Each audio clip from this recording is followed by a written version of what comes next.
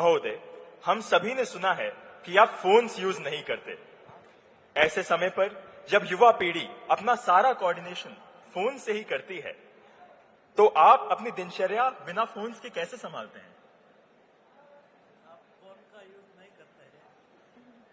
हाँ, ये पता नहीं आपको ये कहाँ से सूचनाएं मिली है, लेकिन ये बात सही है कि मैं इंटरनेट का प्रयोग नहीं करता, फोन का भी प्रयोग नहीं करता, सिवाय कोई पारिवारिक बातें हो या कोई बहुत पर्सनल बातें हो। लेकिन थोड़ा बहुत तो करना पड़ता ही है। मुझे बहुत बाहर के देशों से इससे बात करनी पड़ती है, तो वो तो होता ही है। काम चल जाता है। और भी कई साधन होते हैं कम्युनिकेशन के, वही साधन नहीं है जो लोगों को पता है। कई ऐसे साधन भी जुटाने पड़ते हैं जो लोगों को न मालूम हो।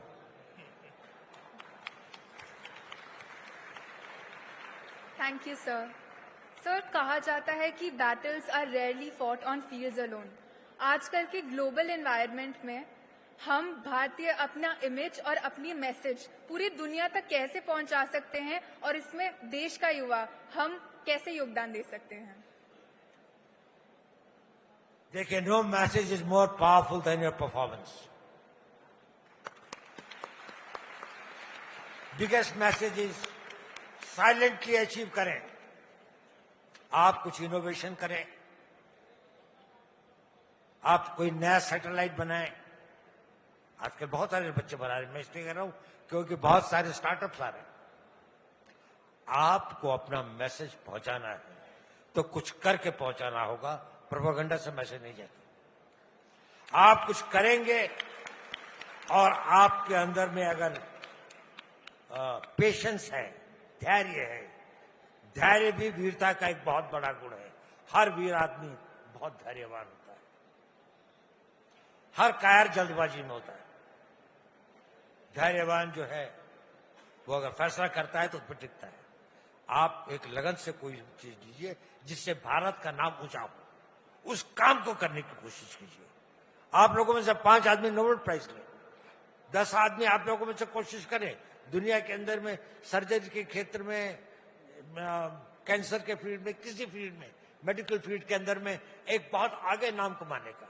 कोई बहुत बड़े इंजीनियर बने, कोई नई खोज करे, बहुत बड़े बिजनेसमैन बने, बड़ा भारी मल्टीनेशनल क्रिएट करे। ये सब चीजें आप करें, भारत का नाम हो जाए। अब फोर्ब्स के अंदर में अगर आता है कि भारत के अंदर में इतने सारे लोग richest people of the world हैं, उनकी संख्या 10 गुनी हो जाए तो भारत का नाम हो ही जाएगा। तो आपको किए बिना कुछ नहीं होता। ये कहते हैं वो मरने के बिना स्वर्ग नहीं दिखता, स्वर्ग देखना है तो मरना ही पड़ेगा।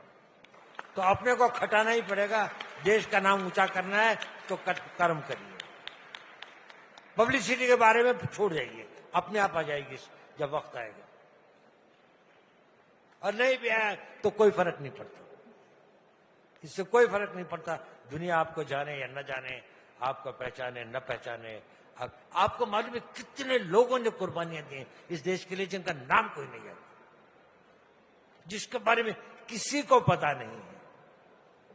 देखिए, 11वीं शताब्दी से लेके कोई एक दिन ऐसा नहीं था जहां कोई न कोई अपनी कुर्बानी नहीं दे रहा था। भूल गए लोग। गांव की छोटी कहानियां थी, कस्बों की कहानियां थी, लोगों की कहानियां थी। उन्होंने अपने धर्म के लिए, अपनी आस्था के लिए अपनी अपनी कुर्बानियां दी।